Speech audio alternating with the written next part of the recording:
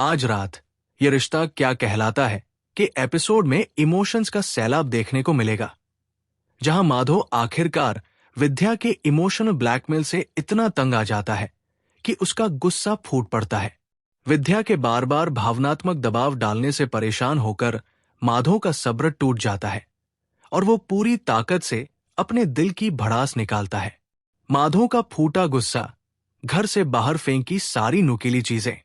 गुस्से से तिलमिलाए माधो को आज पहली बार इस हद तक आक्रोशित होते देखा जाएगा।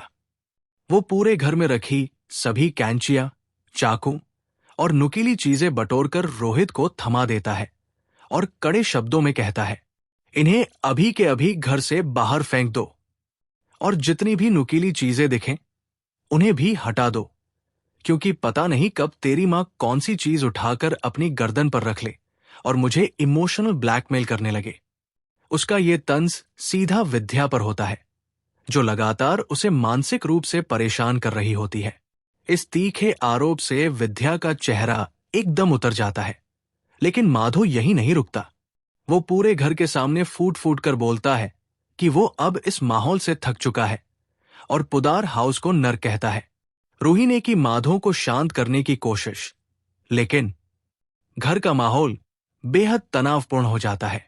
माधो के इस गुस्से से सभी चौंक जाते हैं और रूही तुरंत उसे शांत करने की कोशिश करती है।